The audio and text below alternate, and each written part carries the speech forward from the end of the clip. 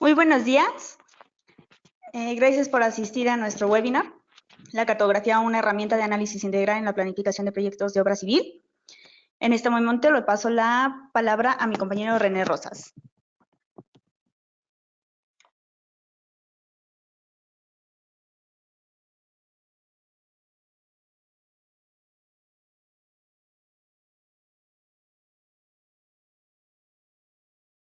¿Qué tal? Buenos días. Mi nombre es René Rosas, soy licenciado en planeación territorial y pertenezco al equipo de cartografía de Natura ESP. Muy bien, agradecemos su tiempo y su interés por este webinar y en breve comenzaremos.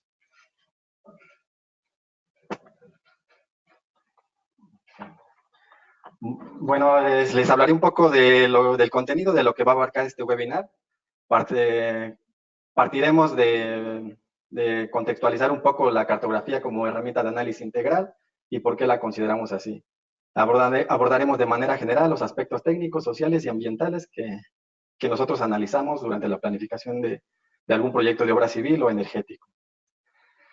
Posteriormente daremos un repaso también general sobre el desarrollo tecnológico asociado a la cartografía. Enseguida hablaremos de la importancia de la cartografía en la planificación, establecimiento, desarrollo y seguimiento de un proyecto en sus diferentes fases, desde preparación del sitio, construcción y desmantelamiento. Y daremos unos ejemplos breves de la aplicación de la cartografía en los diversos proyectos, conforme a las necesidades de información y disponibilidad de ellas. Y las abordaremos en los aspectos técnicos, sociales y igual ambientales. Y finalmente le daremos las conclusiones. ¿Ok? Bueno, la siguiente, por favor. Siguiente. Partimos de este planteamiento de por qué consideramos a la cartografía como una herramienta de análisis integral. Nosotros coincidimos en que es un lenguaje, un instrumento de comunicación gráfica y que lo que nos comunica son hechos, son conceptos y son relaciones en distintos grados de abstracción y convencionalidad. Históricamente la cartografía ha desempeñado un papel importante en la historia de la humanidad, pues ha venido ilustrando la manera en cómo se perciben geográficamente los múltiples rasgos y diversas características que distinguen a los lugares y que los diferencian de otro. Hay dos aspectos que históricamente la han determinado, que el primero se refiere a su estrecho vínculo con el desenvolvimiento científico y el otro a su relación con las corrientes artísticas de distintas épocas a lo largo del tiempo. Hablamos desde las pinturas rupestres en las cuevas, como los registros que hay en Cataluyú, pasando por los mapas geológicos de los egipcios, los griegos, el sistema geocéntrico, la cartografía medieval, en la prehispánica, hasta hoy en día, que son los sistemas de información geográfica, que actualmente son empleados para realizar cartografía temática y análisis espacial. Bueno, pues en este ámbito tecnológico y tan diverso, para nosotros la cartografía es una herramienta de análisis integral de proyectos de obra civil porque nos permite analizar de manera individual, conjunta o simultánea las múltiples y diferentes características que se manifiestan sobre el territorio con el objetivo de poder tomar la mejor decisión. Es decir, cuando pretendemos desarrollar un determinado proyecto de obra civil, generalmente llevamos a cabo un análisis espacial para ubicar el lugar de interés y a partir de ahí analizar las condiciones favorables que nos permitan poder construir un determinado proyecto. Entre otras cosas, analizamos las condiciones naturales, sociales, jurídico-políticas de la zona o del área de interés. Y en este quehacer, pues la cartografía es bastante útil, porque hoy en día con la tecnología, la disponibilidad de fuentes de información es bastante amplia a nivel mundial, por lo que disponemos de una diversa cartografía temática y de fuentes de información de diferentes organismos, ya sean públicos, institucionales o privados. Al final del día, la cartografía consideramos que es una representación de la realidad. Ok. Poniendo como ejemplo un proyecto de energía renovable, comenzamos por ubicar el recurso de interés. Por ejemplo, para un fotovoltaico, la irradiación óptima. Para un proyecto de hidroenergético, los caudales óptimos y la disponibilidad del mismo. Para un eólico, las densidades de viento más favorables. O en su caso, un tendido eléctrico, el trazo de un gasoducto y el riesgo con respecto a las localidades e infraestructuras vulnerables que pudieran existir. Actualmente están disponibles en línea diferentes fuentes cartográficas de potencial renovable, de radiación solar y de viento, o de modelaciones de caudales y disponibilidad de hidrología superficial. A partir de estas fuentes cartográficas, analizamos cómo se distribuyen y se manifiestan sobre la Tierra los diferentes recursos, como la radiación o el viento. Para llevar a cabo este análisis empleamos como base, entre otras fuentes, la cartografía divulgada por, como les comenté, por diferentes organismos de gobierno públicos internacionales, como el Servicio Geológico Nacional. El Banco Mundial también dispone de mapas o de atlas de radiación, puesto que ellos también en algún momento pueden llegar a financiar algún proyecto, o a escala local, las dependencias, ya sean las delegaciones o ministerios, que están a cargo del sector energético en cada país. Por ejemplo, en México, la Secretaría de Energía pone a disposición el Atlas Nacional de Zonas con Alto Potencial de Energías Limpias, cuyos resultados nos dan una primera aproximación de sitios aptos para emplazar un proyecto de energía renovable de acuerdo a la metodología empleada y las variables empleadas en ese análisis espacial, y que determinan los sitios potenciales. Parte de esta cartografía es el resultado del monitoreo constante que se lleva sobre la Tierra por medio de los sensores satelitales e inferencias a partir de puntos de control. Me refiero, por ejemplo, a las antenas o los anemómetros que van registrando datos en sitios dirigidos y que a partir de esos, combinados con los datos de los sensores satelitales, se hacen inferencias de la distribución del recurso a lo largo de la Tierra. A partir de la ubicación de la zona potencial, es como vamos empezando a descartar los aspectos que puedan entorpecer o frenar el desarrollo del proyecto. Una vez ubicado el sitio o zona potencial, analizamos la ubicación de interés en los términos jurídico-políticos, en sus diferentes escalas, pues ya sea porque el país o la entidad pueda estar dentro de tratados internacionales, nacionales, regionales, estatal, departamental o provincial. Esto dependiendo de la situación jurídica de cada país. Este análisis jurídico-político que hacemos nos sirve para saber cuáles son las políticas, lineamientos y criterios de regulación en materia de proyectos de energía renovable y ocupación del suelo, según cada entidad jurídica. En este sentido, analizamos también, en caso de que existan, los planes y programas de ordenación territorial y o ecológica, así como los planes y programas de desarrollo urbano, ya que estos programas son instrumentos jurídicos que inciden en la regulación y gestión del suelo. Por lo regular, estos programas se exponen a través de un plano cartográfico, los usos permitidos, los usos prohibidos, los usos compatibles e incompatibles, las zonas de conservación y de restricción, así como de riesgo, etc. Con este primer análisis podemos prever los diversos trámites, gestiones o estudios que pudieran surgir para llevar a cabo la obra civil proyectada. Esto nos permite ahorrar tiempo y burocracia. Un ejemplo de esto son las zonas donde se permite el cambio de uso de suelo o está condicionado a presentar estudios que justifiquen el cambio de uso de suelo, como por ejemplo las evaluaciones de impacto ambiental en Colombia y España, los estudios de impacto ambiental en Argentina o los estudios técnicos justificativos en México, que van implícitos en la normatividad de cada país. Otro aspecto importante a considerar es la demanda de energía eléctrica a producir, pues se tiene que consumir en un lugar donde se demanda. También la distribución de la red eléctrica para poder evacuar la energía, considerando pues, hasta 20 kilómetros de distancia y que no repercute en los costos. Y finalmente, pues, la red vial en el sentido de accesibilidad. Accesibilidad entendida como la facilidad de desplazarse entre un sitio y otro. Los aspectos sociales también es un análisis importante. Un primer análisis es saber cómo está conformado el régimen de propiedad o tenencia de la tierra en cada entidad jurídica y a partir de ahí considerar la negociación de arrendamiento según el estatus jurídico de cada lugar. Otro aspecto social importante es analizar la distribución sociodemográfica y de las localidades o asentamientos humanos. Este análisis nos permite identificar aquellos asentamientos que se encuentran cercanos. Es recomendable ubicarse a más de 500 metros, 1 kilómetro de distancia de algún asentamiento humano.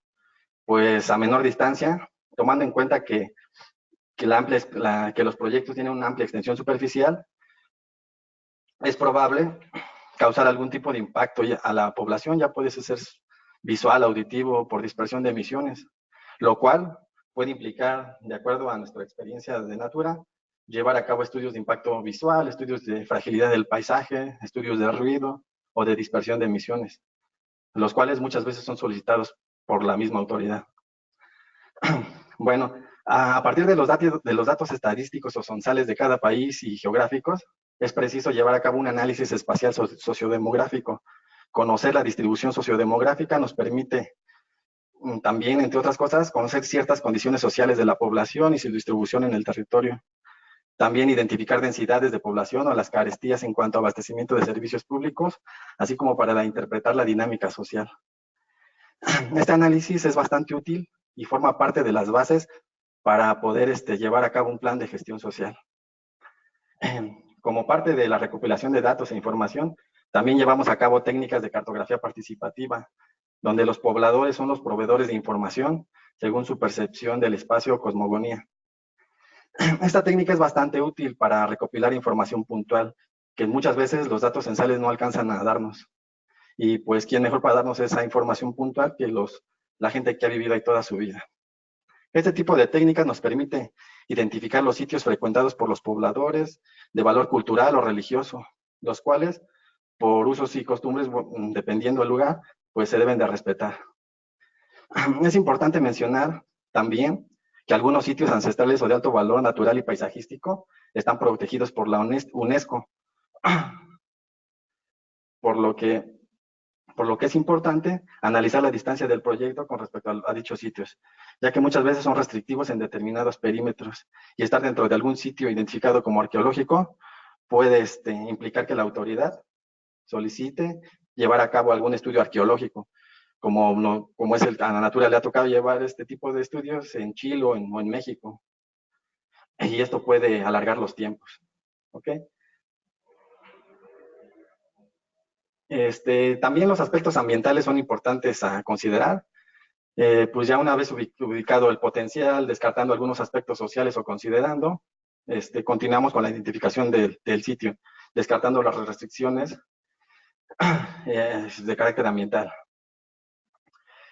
La cartografía nos ayuda a complementar el análisis en los aspectos bióticos y abióticos, como la hidrología y las condiciones climáticas presentes en la zona de interés, lo cual puede derivar en que la autoridad también solicite por parte de algún estudio hidrológico, ya que pues en algunos lugares los cuerpos de agua y escurrimientos son propiedad de la nación y se requiere permiso para intervenirlos. O en su caso también la cobertura vegetal, puede requerir estudios que justifiquen el cambio de uso del suelo en zonas forestales, lo cual pues también debe de contemplar medidas compensatorias. Bueno, a continuación mi compañera Marlene les va a hablar un poco sobre lo que es la cartografía digital, los avances tecnológicos y su relación con la cartografía.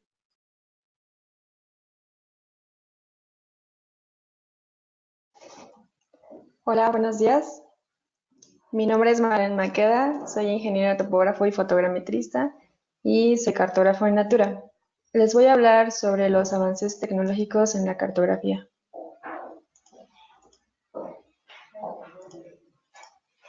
A finales del siglo XIX, los avances tecnológicos permitieron la creación de cartas topográficas a través de disciplinas como la fotogrametría y la topografía. Este proceso era muy tardado. Les tomaba aproximadamente 5 años en realizar una carta topográfica, desde la planeación del vuelo fotogramétrico, la obtención y procesamiento de datos, la impresión y finalmente su distribución. Y además era bastante costoso. Una carta topográfica, Esta carta topográfica que vemos aquí a la derecha es un ejemplo del Servicio Geológico de Estados Unidos, realizada por los ingenieros que trabajan en el ejército.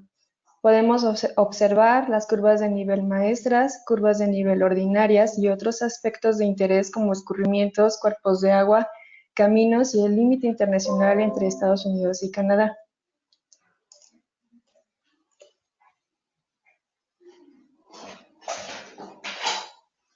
Cambio, por favor.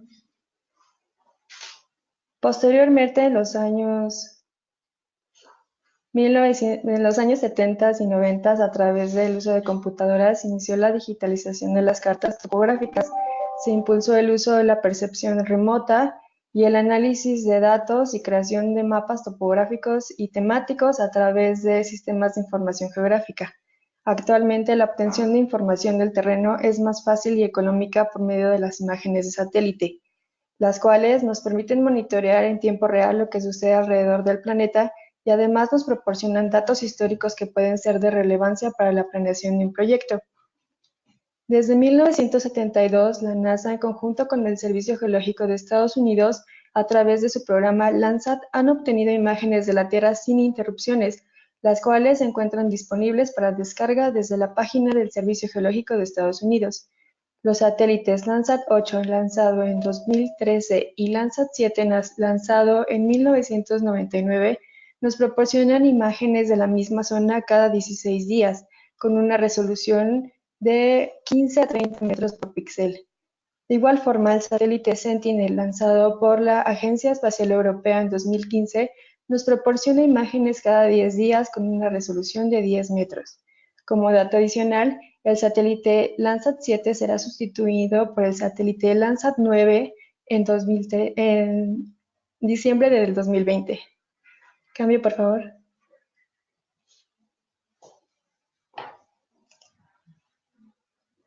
¿Por qué son importantes las imágenes de satélite para el desarrollo de un proyecto? Las imágenes de satélite nos proporcionan información valiosa para quienes trabajamos en las ramas de la agricultura, la geología, ingeniería forestal, planeamientos regionales, mapeo, cambio climático y en general el manejo de recursos naturales. Pero también nos proporcionan información histórica que puede ser de relevancia para la instalación de un proyecto. Por ejemplo, en la imagen número 1 podemos observar la desaparición del glaciar Oki en Islandia debido al cambio climático. La imagen de la izquierda es del 19 de agosto de 1973, tomada por el satélite Landsat 1, y la imagen de la derecha fue tomada por el satélite Landsat 8, el 7 de julio de 2019. También podemos monitorear eventos meteorológicos. En la imagen número 2 podemos observar la trayectoria del huracán Herbie en Estados Unidos durante 4 días en 2017. En la imagen número 3 podemos observar a la izquierda el lago Tonle Sap, el cual es reserva de la biosfera declarada por la UNESCO, y el trayecto del río Mekong en Camboya, que después de meses de lluvias torrenciales podemos notar el desbordamiento del río y del lago en la imagen tomada el 24 de octubre de 2013. También podemos monitorear eventos geológicos. Sin embargo, estos están muy fuera del manejo del ser humano.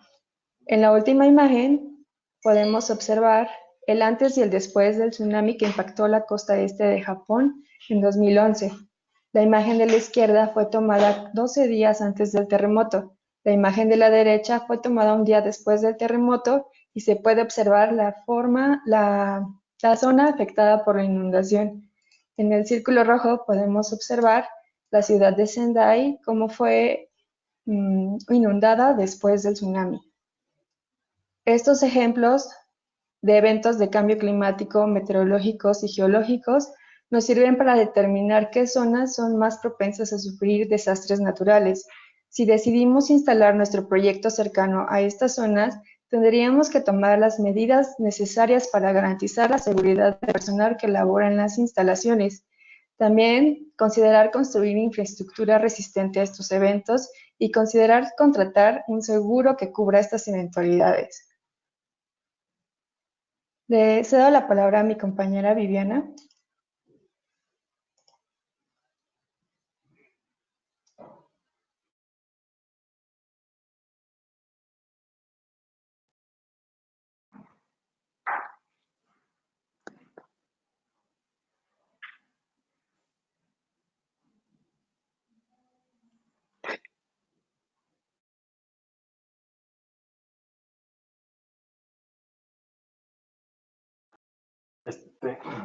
Bien, bueno, retomando nuevamente, Ahora vamos a abarcar la cartografía durante el proceso de planificación de un proyecto, ejemplificando de manera general algunos análisis que regularmente llevamos a cabo.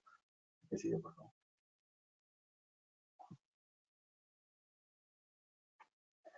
Como comentamos, pues de lo que se trata es de ubicar el sitio óptimo, y para nosotros el sitio óptimo es el que menos impactos negativos genere durante sus fases de operación, construcción y desmantelamiento.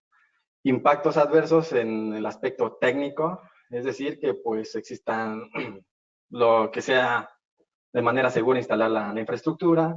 En aspectos ambientales, de pues no impactar, no deteriorar el medio ambiente, y sociales, pues congeniar con la población y que éste sea aceptado. Ok, abordaremos los aspectos técnicos y ejemplificaremos. Ok, como comentamos, partimos por considerar la disponibilidad del recurso. Según el tipo de infraestructura u obra civil que pretendamos desarrollar, será la fuente cartográfica empleada para el análisis. Comenzamos por analizar los lugares con el potencial necesario para el desarrollo del proyecto de la obra civil. Ejemplo, pues, en infraestructura eléctrica, un parque eólico, pues vamos a ubicar las mayores densidades medias de energía, pues estas nos indican que son los mejores recursos eólicos. Como les comenté en un principio, el Banco Mundial dispone de los atlas del recurso, de la disponibilidad del recurso eólico y fotovoltaico. Aquí en las imágenes podemos apreciar el mapa mundi, el atlas y un ejemplo de un parque fotovoltaico que se ha construido. Igual, este es un ejemplo de Perú. O sea, Perú es uno de los países con mayor potencial de irradiación para llevar a cabo algún proyecto fotovoltaico. Y como les comenté, uno de los primeros pasos a considerar es la regulación del suelo, ver si hay instrumentos que regulen el uso del suelo. Y estos son los planes y programas. Aquí tenemos el ejemplo de una zonificación en donde sí está permitido el llevar a cabo proyectos de energía eólica, y por el contrario, una zona que también tiene potencial, pero que resulta ser un santuario histórico, una reserva nacional, un refugio de vida silvestre, un área de conservación regional, etcétera, ¿no? Por el contrario, en México también podemos ubicar que tiene alto potencial en irradiación para llevar a cabo, pero aquí lo que regula la política ambiental es el Programa de Ordenamiento General del Territorio, Ecológico General del Territorio, donde se establecen las 4 políticas que guían, las 4 políticas ambientales que son los ejes rectores de la política ambiental de México. Una es de aprovechamiento, de protección, conservación y restauración. Si es de aprovechamiento, existe mayor viabilidad de llevar a cabo el proyecto. Si es de protección, empieza a haber un poco de restricciones o condicionantes, igual en zonas que son de conservación o restauración, lo que implica en algunos casos que incluso esté prohibido el cambio de uso de suelo o esté condicionado. Esto puede derivar en llevar a cabo igual estudios técnicos justificativos para el cambio de uso de suelo, y dependiendo la superficie, pues también implica un pago, un costo por aprovechamientos forestales, o más bien por ocupación de terrenos forestales y de compensación al fondo forestal. Este es otro ejemplo de una zona con potencial, pero que pues no se ha podido llevar a cabo, ya casi van a ser 20 años. Aquí podemos ubicar un mapa de México con el potencial hidroeléctrico. Una zona con alto potencial es Guerrero. Ahí se tiene un alto potencial hidroeléctrico de 4.245 gigawatts por hora. Tiene una otra ventaja, que es energía limpia, renovable, con ese alto potencial. Pero también tiene implicaciones adversas. Por ejemplo, el tema de propiedad de la tierra, que tiene que negociar con los ejidatarios y comuneros. Esto implica, hay cierto rechazo social de ya casi 15 años más, porque la gente tiene miedo al desplazamiento, tiene miedo al riesgo por inundación, a la expropiación de sus tierras, a la modificación del paisaje. En general ven una afectación para ellos. Y por la manera en cómo se ha venido gestionando el proyecto, pues ha sido un poco más, pues más impositivo que de negociación con la gente. Por el contrario, un proyecto de las mismas características es un proyecto de energía hidroeléctrica en Noruega. Noruega, cerca del 99% de energía que consume es de origen hídrico. Tiene un buen manejo en la producción de energía hidráulica y del manejo del agua.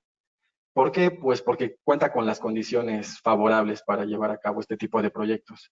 En cuanto a orografía, gran parte de su territorio lo conforman mesetas alpinas con altitudes que rondan los miles de metros sobre el nivel del mar. El tipo de roca está caracterizada mayoritariamente por mantos rocosos sanos e impermeables. Su clima también es favorable, puesto que la precipitación es líquida y sólida, es abundante a lo largo de casi todo el año. Y en cuanto a hidrología, el caudal, que es el que va a dar la potencia para generar energía, tiene un alto porcentaje de sus ríos sufren caídas bruscas entre las montañas y mesetas donde se origina y el mar. Aunado a esto, a estas condiciones naturales, ha sabido llevar a cabo este proyecto de manera integral con su población. Y esto lo lleva a cabo a través de lo que en ese país se conoce como licencias ambientales. Es decir, estas licencias funcionan de tal forma que esta es la forma de otorgar estas licencias ambientales para la construcción y operación de nuevas centrales hidroeléctricas. Ha sido, en gran parte, delegado por la Administración Ambiental Nacional a las denominadas asociaciones de usuarios del agua. Estas se conforman con todas las personas naturales o jurídicas que poseen algún tipo de derecho legal o tradicional sobre las aguas de los ríos a ser intervenidos. Las licencias que son concedidas luego de un proceso amplio, un poco amplio, que puede extenderse por varios años a fin de asegurar la mayoría de las personas sean incluidas y escuchadas, y de consulta y concertación con los asociados. Tiene un tiempo de duración de 30 años. También hay algo que se analiza, que es la restauración, que terminando este lapso, los términos de este instrumento pueden ser revisados e incluso las licencias pueden llegar a ser revocadas en su totalidad, ante lo cual el gestor del proyecto está legalmente obligado a desmantelar la central en cuestión y a dejar el lugar en condiciones similares a las que tenía antes de la ejecución del proyecto. Y pues esto no ha ocurrido aparentemente en el lugar, pero sí se le ha dado seguimiento y se consideran que deben de dejarse caudales mínimo aguas abajo de las represas y con la revisión de programas de manejo de la fauna acuática en los ríos intervenidos. Esto pues ha sido un ejemplo de planificación integral de un proyecto energético. Y bien, pues le cedo la palabra a continuación a mi compañera Viviana, que les va a hablar más, va a abordar el tema y ejemplos de los aspectos ambientales.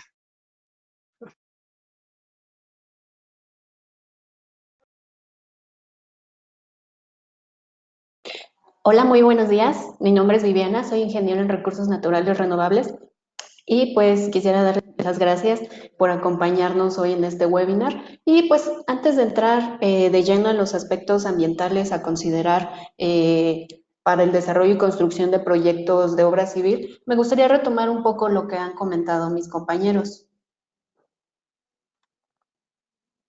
Y pues esto es con respecto a por qué la cartografía es un instrumento imprescindible en el proceso de planificación y desarrollo de proyectos.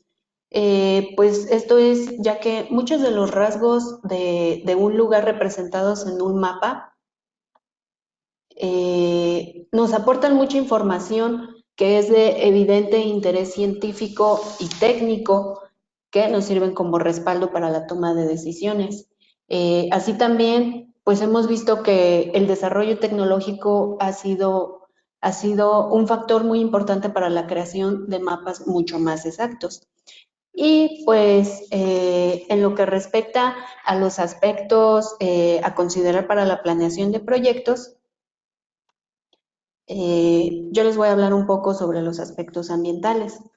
En las siguientes diapositivas voy a hacer una revisión de estos aspectos, los que serían los más relevantes al momento de planear y establecer un proyecto. Estos aspectos los hemos resumido en dos grandes grupos, que son los aspectos bióticos, que incluyen áreas de importancia ecológica, especies bajo protección especial, vegetación y zonas conservadas, patrimonio natural, entre otros aspectos.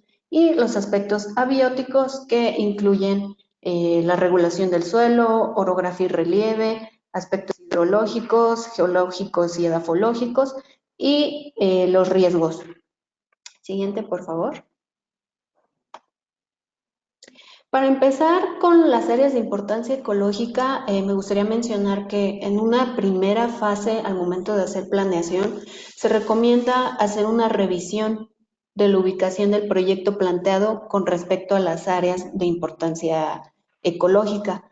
Estas áreas son espacios geográficos ya definidos que pues tienen el objetivo de lograr la conservación de ecosistemas y todos los servicios ecológicos o ambientales asociados, así como sus valores culturales.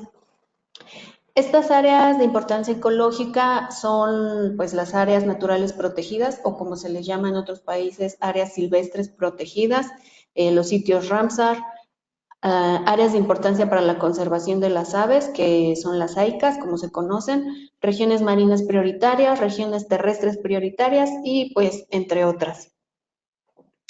Este tipo de sitios comprenden diferentes clasificaciones de acuerdo con sus características naturales y muchas de ellas o varias están reguladas bajo tratados y convenios internacionales, por ejemplo, los sitios Ramsar.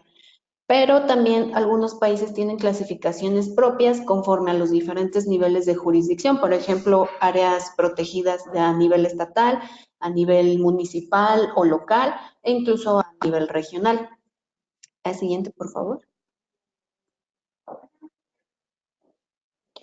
En la siguiente imagen para pues, ejemplificar estas clasificaciones, se muestra aquí el mapa de áreas silvestres protegidas de Costa Rica con sus diferentes categorías. Aquí podemos ver que hay áreas marinas de manejo, reservas biológicas, reservas forestales, entre otras.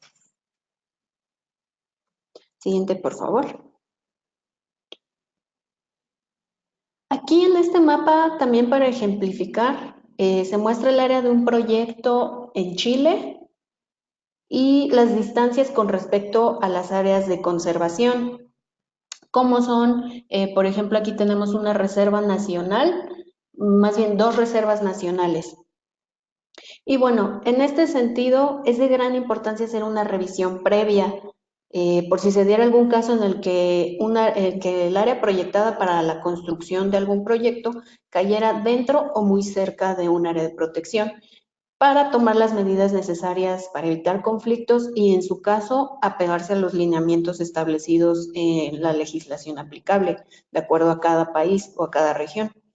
Y bueno, esto se traduce en que, por ejemplo, tendríamos que hacer estudios y programas adicionales a los ya proyectados, que pues nos van a implicar una mayor inversión y mayores tiempos para la ejecución del proyecto. E incluso puede llegar a darse el caso de una restricción total para el proyecto. Siguiente, por favor. Y pues muy relacionado con lo anterior, tenemos otro aspecto de gran relevancia que son las especies de flora y fauna que se encuentran bajo protección especial, ya sea bajo convenios internacionales como es la lista roja de la Unión Internacional para la Conservación de la Naturaleza o bajo normas oficiales de cada país, entre otros listados también. Al igual que con las áreas de conservación, la presencia de alguna de estas especies pues nos puede representar restricciones por parte de las autoridades regulatorias. Aquí, para ejemplificar, tenemos una especie de mamífero que es el oso grizzly, que se encuentra registrado en la lista roja, aunque con una categoría de preocupación menor, pero que su principal rango de distribución es dentro de un área protegida, que es el Parque Nacional Yellowstone en Estados Unidos. En los mapas que se ven tenemos, se pueden observar cambios en su rango de distribución en periodos de 10 años. En el primer mapa, que es el de 1998, vemos una distribución más restringida. Después el de 2008 ya comienza a tener una distribución más amplia. Y finalmente el de 2018. En este último vemos que el rango se extiende incluso más allá de los límites del parque y hay algunos puntos que nos indican que hay avistamientos fuera de este rango. Lo que, pues, si se quisiera establecer algún tipo de proyecto cercano a ello, se deben prever y considerar que existiría la posibilidad de algún avistamiento de esta especie fuera de estos rangos y por ende restricciones o medidas especiales para su manejo. La siguiente, por favor. De acuerdo con pues, la reglamentación de cada país, sí, permítanme. Tenemos pues el aspecto de uso del suelo y tipos de vegetación. De acuerdo con algunas clasificaciones propias, como ya lo mencioné, de cada área o país, algunos tipos de uso del suelo van a ser más restrictivos que otros. Mi compañero René ya mencionó algo de esto. Por ejemplo, hay algunos usos clasificados que están dedicados exclusivamente a actividades agrícolas o pecuarias y pues van a ser más flexibles si se requiere hacer un cambio de uso del suelo. Pero en lo que respecta a tipos de vegetación encontrados en un sitio, estos pues agrupan especies con características más o menos definidas y la importancia de verificar tanto en un mapa como en el campo mismo la presencia o ausencia de especies vegetales que estén bajo algún criterio de protección especial o con rangos restringidos de distribución, pues es muy importante. La siguiente, por favor. Aquí vemos una especie de cactácea que sí está bajo ambos criterios, tanto en una lista roja como en una norma oficial de protección ambiental. Y bueno, todo esto de verificación se hace para evitar una posible perturbación a la vegetación misma o en su caso tomar en consideración medidas para mitigar los impactos pues derivados del establecimiento y desarrollo de un proyecto. La siguiente, por favor. Y aquí también para ejemplificar tenemos un mapa de uso del suelo en la parte este de Tailandia y aquí pues únicamente se muestran los usos que están dedicados a agricultura, marca algunos también como usos urbanos, usos forestales y pues aquí vemos que los identifica muy bien. Siguiente, por favor. El siguiente aspecto, que también ya lo mencionó mi compañero René, es la cuestión de ordenamiento o planificación territorial. Pues se tiene que hacer una revisión previa de los planes de ordenamiento o planificación que sean aplicables en el área o país, según sea el caso, ya que pues estos nos van a decir puntualmente lo que está o no está permitido dentro de cierto territorio delimitado con base en estos planes. De acuerdo con la reglamentación nuevamente de cada país, se tiene que pues revisar la escala correspondiente a cada plan. Por ejemplo, hay planes generales del territorio, como es el caso de México, planes estatales o regionales, e incluso hay planes por localidad, existen planes de desarrollo urbano. Para el ejemplo que tenemos aquí en este mapa que se está observando, anteriormente se mencionaron que tenemos diferentes tipos de políticas ecológicas. Aquí vamos a revisar un plan de ordenamiento ecológico que está a nivel de estado y se observa pues que en una parte del proyecto, en la parte que se ve en color verde, se está sobreponiendo con una zona clasificada como de protección a los recursos naturales.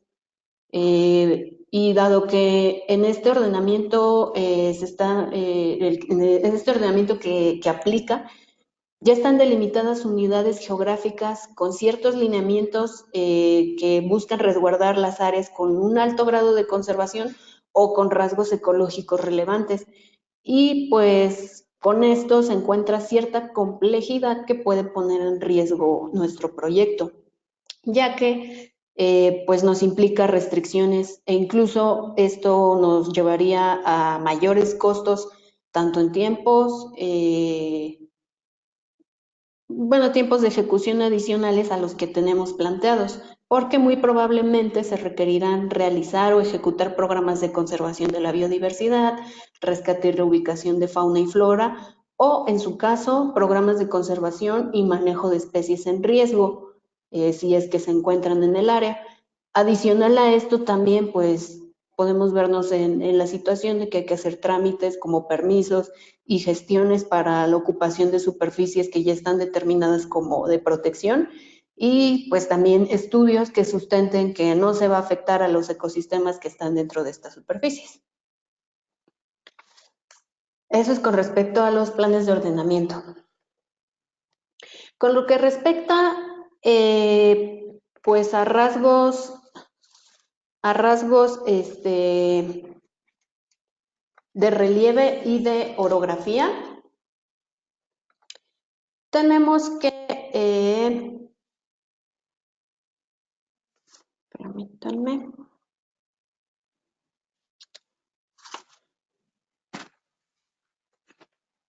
No, la anterior, por favor.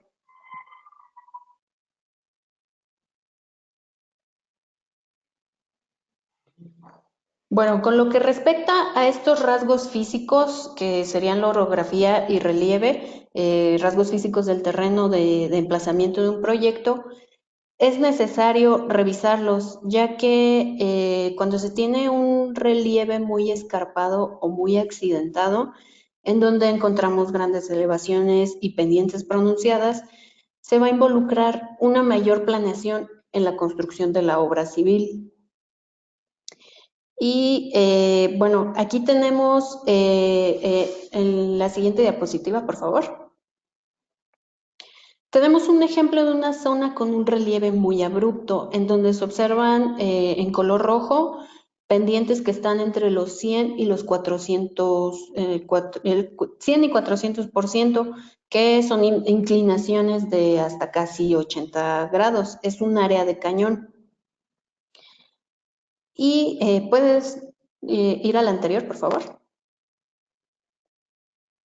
En esta imagen que aquí se muestra, observamos un área que está delimitada por las elevaciones mayores a entre 30 y 50%, las que están en color azul, pero que en su parte baja presenta zonas de planicies, que es la parte amarilla.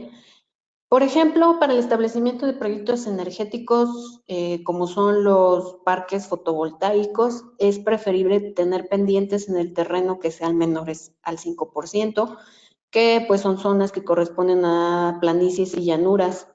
Por otro lado, si queremos desarrollar tal vez un parque eólico, pueden permitirse pendientes mayores, pero se requiere un diseño técnico adecuado a las condiciones del sitio para evitar riesgos, ya sea por desprendimientos de tierra, deslizamientos de laderas o incluso en términos monetarios, pues mayores gastos por fallas técnicas al momento de la construcción o funcionamiento del parque. Ahora sí, siguiente, por favor. Y siguiente.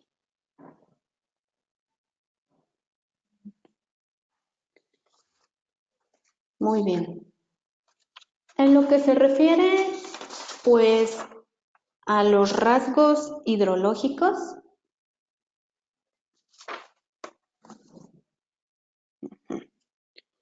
permítanme.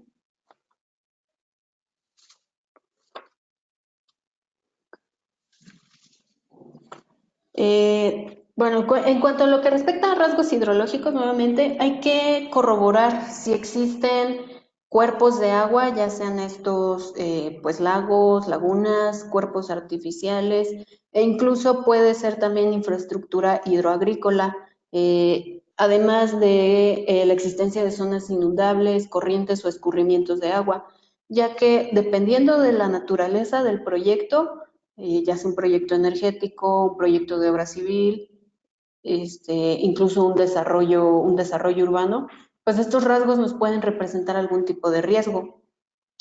Por lo general, la presencia de cuerpos de agua y zonas inundables, en términos ambientales, se ven asociadas a grupos de fauna, principalmente aves y anfibios, y por tanto es importante considerar esto, ya que implicaría, pues en su caso, algún tipo de estudio que permita evaluar la diversidad y así establecer las medidas apropiadas que prevengan y mitiguen el impacto que podría causar nuestro proyecto.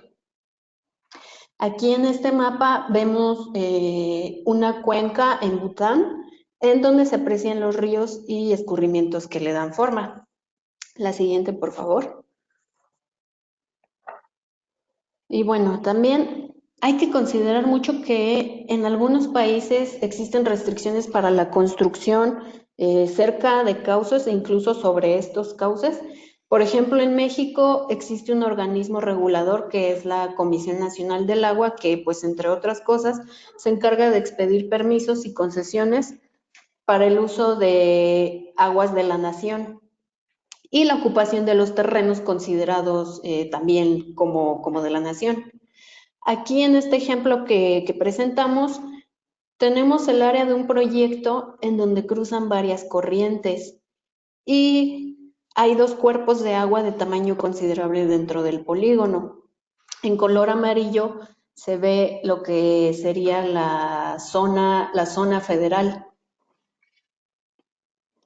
En este caso, lo que se recomienda, pues es, además de realizar estudios hidrológicos e hidráulicos que sean pertinentes para asegurar tanto afectación por inundaciones como entre otro tipo de riesgos, evitar que estos rasgos hidrográficos, por ejemplo, las corrientes, pues se vean interrumpidas con la construcción del proyecto. En este sentido, pues se sugiere siempre diseñar el proyecto en función de, pues de respetar las zonas de los cuerpos de agua. También los escurrimientos y canales para evitar posibles conflictos y también de evitar retrasos o restricciones al proyecto. En caso contrario, pues se debe hacer un rediseño de los componentes del proyecto mismo, lo que pues nos deriva en mayores costos y retrasos. La siguiente, por favor. Muy bien. En relación a las cuestiones de edafología y geología también, estos elementos involucran aspectos técnicos propios de la naturaleza del proyecto que se desee trabajar y también en su diseño, por ejemplo, en las cimentaciones, la preparación del terreno y el uso de maquinaria especializada que puede implicar un mayor o menor uso de recursos económicos. Aquí en este mapa que se muestra, que es de Sudamérica, se observan los grandes grupos de suelos presentes en esa zona. La siguiente, por favor.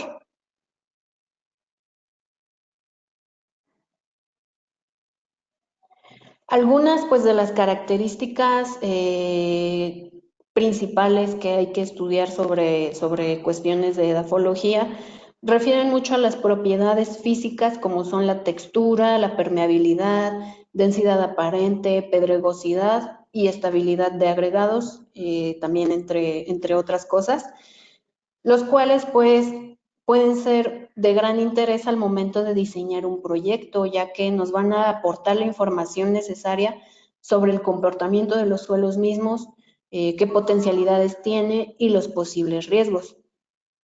Aquí en este ejemplo, en este mapa se observan las unidades cartográficas de suelos para un área pues determinada. Y tal como se muestra en color rosa, el grupo predominante es el de los vertisoles. Esta clase de suelos, por sus características, son considerados que tienen un alto potencial para actividades agrícolas. Sin embargo, para actividades de construcción, pues resultan ser bastante problemáticos, por lo que pues no es recomendado hacer algún tipo de estructuras sobre ellos. Siguiente, por favor. Algo que también hay que resaltar en este aspecto es la susceptibilidad a la degradación, porque pues cada suelo tiene mayor o menor vulnerabilidad a los procesos degradativos a los que son sometidos. Y pues por esto es necesario conocerlos para plantear posibles medidas de conservación. Aquí pues vemos mapa de regiones globales de suelos, en donde se muestran pues los principales grandes grupos. La siguiente.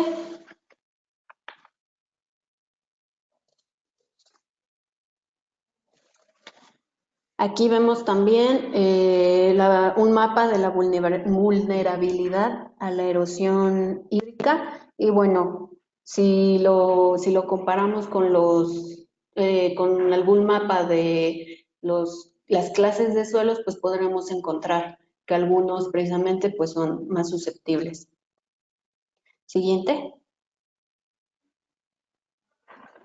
Muy bien, pasando a otro aspecto que también es de importancia, tenemos riesgos. Existen diferentes clasificaciones y cada país tendrá una diferente regulación sobre ellos, pero pues todas estas clasificaciones están encaminadas a la identificación de peligros. Un ejemplo, pues son los riesgos que se clasifican como geológicos o hidrometeorológicos, que pues son propios de los procesos naturales que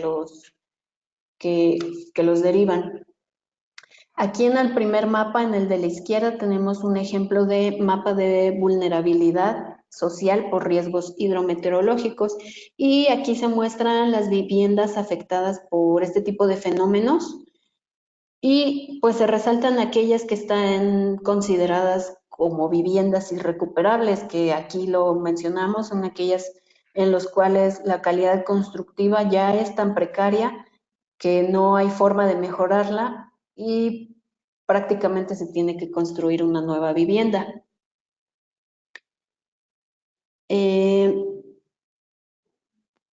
Aquí, la siguiente, por favor.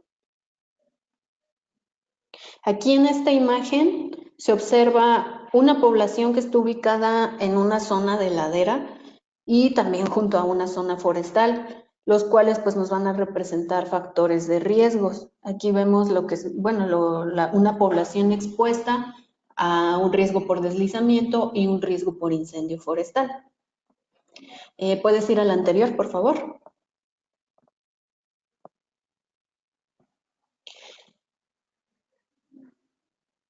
Ahí está bien. En el mapa de la derecha tenemos aquí que se muestran zonas con alto riesgo de inundaciones.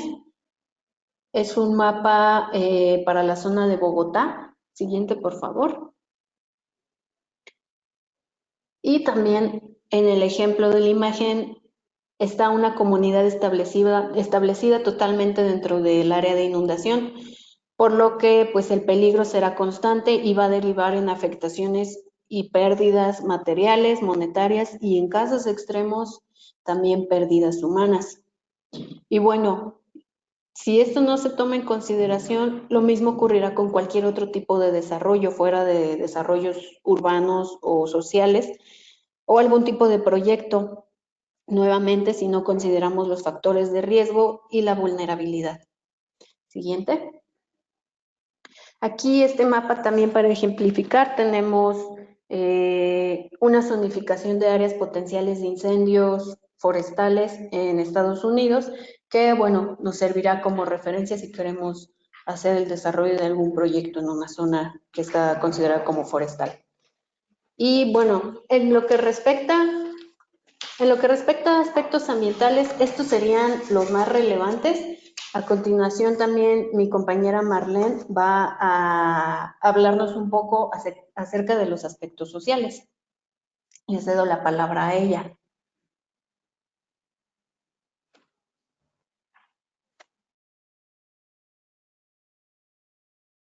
Gracias. La cartografía en los estudios de impacto ambiental. Siguiente, por favor. En estas siguientes diapositivas retomaremos un poco los ejemplos que mi compañero René mencionó anteriormente, como el tipo de propiedad, la presencia de poblaciones indígenas, regiones indígenas, patrimonio cultural, visibilidad y áreas de influencia del proyecto. Siguiente, por favor. Bueno, una vez que definimos el sitio ideal para instalar nuestro proyecto, es necesario identificar sobre qué tipo de propiedad se encuentra, por cuestiones de negociación y legislación. Algunos tipos de propiedad en México son propiedad privada, ejidal, pública y comunal. Es posible que nuestro proyecto se encuentre sobre una propiedad privada, pero si se encuentra sobre una propiedad ejidal, lo que hay que considerar en este caso es el número de propietarios de estas tierras, ya que siempre será más fácil negociar con menos propietarios. En México, la institución que nos brinda información sobre la propiedad ejidal es el Registro Agrario Nacional, y los datos vectoriales se encuentran disponibles para descarga por estado. En este ejemplo podemos ver que nuestro sitio de interés se encuentra sobre el ejido José María Morelos. Si por cuestiones de negociación, si ese ejido tiene algunos problemas, lo más recomendable es llegar a un acuerdo con los propietarios o cambiar de sitio donde queramos poner nuestro proyecto. Siguiente, por favor. Otro criterio importante es identificar si existen localidades con presencia de población indígena dentro o cerca del área del proyecto o de alguna de sus áreas de influencia, ya que la construcción de un proyecto de grandes dimensiones podría impactar negativamente el desarrollo de las costumbres y tradiciones de la comunidad. Especialmente hay que considerar localidades con población indígena mayores al 40% del total de su población. En este caso, nuestro proyecto se encuentra muy cercano a una localidad que tiene presencia de población indígena. Sin embargo, su porcentaje es menor al 40%. Siguiente, por favor. También es importante identificar si el proyecto se encuentra dentro o muy cerca de alguna región indígena, lo cual es muy relevante para el análisis que realiza el área social para determinar si un proyecto requiere una consulta indígena. Esto se debe a que es de suma importancia preservar los pueblos indígenas, ya que fomentan y promueven culturas, costumbres, valores locales que se han mantenido durante miles de años. Como dato adicional, el año 2019 fue declarado Año Internacional de las Lenguas Indígenas por la Organización de las Naciones Unidas y tiene como objetivo ayudar a promover y proteger las lenguas indígenas y mejorar la vida de quienes las hablan. En este mapa podemos ver nuestro sitio de interés y la distancia que hay entre región y la región Tarahumara y la región Gran Ñayay. Y podemos ver pues que no se encuentra sobre ninguna región indígena. Siguiente, por favor. Otro factor importante es ubicar los sitios considerados patrimonio histórico y zonas arqueológicas cercanas al área del proyecto, ya que también podrían verse afectadas por la construcción del mismo. Los monumentos históricos y sitios declarados Patrimonio de la Humanidad por la UNESCO se encuentran plenamente identificados. Sin embargo, hay que tomar en cuenta que podrían encontrarse vestigios arqueológicos inmersos en el predio arrendado y no saberlo hasta la etapa de la construcción. Descubrir vestigios arqueológicos dentro de un predio conllevan inspecciones realizadas por el INAH en México y trámites los cuales implican tiempos y costos adicionales. Cambio, por favor. Otro factor importante es el impacto visual. Hay que considerar al momento de planear la construcción de un proyecto de grandes dimensiones este tipo de impacto.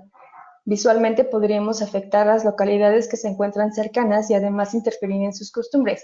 Por ejemplo, en este mapa podemos identificar en puntos rosas y amarillos los templos que fueron construidos con el fin de adorar al monte Fuji en Japón. Sin embargo, únicamente puede apreciarse el monte desde los templos marcados en rosa. Después de realizar un recorrido por los templos marcados en amarillo, se dieron cuenta de que no adoraban directamente al monte Fuji, sino que adoraban a las montañas que se encuentran visibles para ellos y que también están identificadas en el mapa. El objetivo de realizar un análisis de visibilidad es saber cuán visible es nuestro proyecto y nuestros sitios de interés, para conocer si la población podría verse afectada. Cambio, por favor. En cuanto a delimitar áreas de influencia, el objetivo es ubicar zonas donde se encuentran elementos físicos, socioeconómicos y socioculturales que serían afectados directa e indirectamente por la construcción de un proyecto. En este caso, consideramos que 500 metros a la redonda serán afectados durante todas las etapas del proyecto. Para delimitar las áreas de influencia directa e indirecta, podrían También se puede apoyar de la cartografía participativa, donde la población establece directamente sobre un mapa cuáles son sus zonas de desarrollo, no solo enfocándose a límites territoriales, sino más bien es considerando su percepción. Cambio, por favor. Y bueno, una vez definidas nuestras áreas de influencia, podemos identificar qué localidades se encuentran dentro de ellas y así poder realizar mediciones de los indicadores sociodemográficos, socioeconómicos y socioculturales que podrían registrar cambios como consecuencia de las actividades de un proyecto. Esto nos sirve para establecer medidas de mitigación y para evitar o reducir lo más que se pueda los impactos sociales negativos.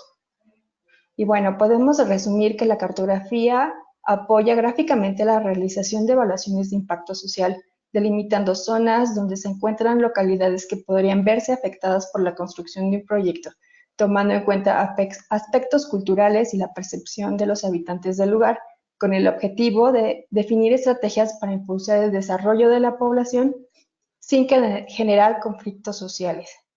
Si quieres saber más información sobre conflictos sociales, ingresa a la página del Observatorio Socioambiental de la UNAM. Y como conclusiones, siguiente por favor. Podemos decir que la cartografía es una herramienta imprescindible en todas las etapas del proyecto.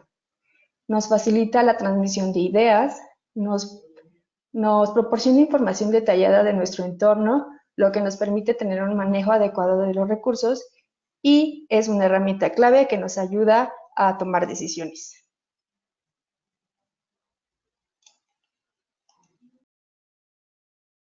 Bueno, muchas gracias chicos por toda esta información. Esperamos que a la audiencia le haya sido muy valiosa. Ahorita estamos ya cortos de tiempo, pero si la audiencia gusta dejar sus preguntas, se las responderemos por medio de un correo o de un video. Entonces, daremos 5 minutos para que dejen sus preguntas y listo. Y alguna duda que tengan, ¿no? Si quieren dirigirse a alguno de nuestros ponentes, adelante. Y nada, queda agradecerles y estarnos viendo en el próximo webinar.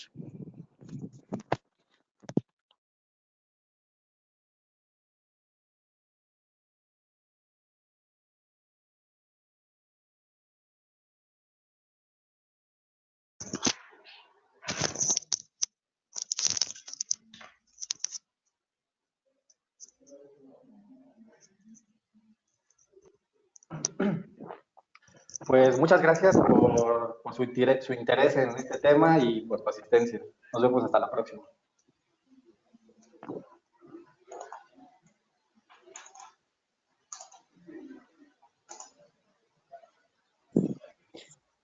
Muchas gracias a todos por su atención.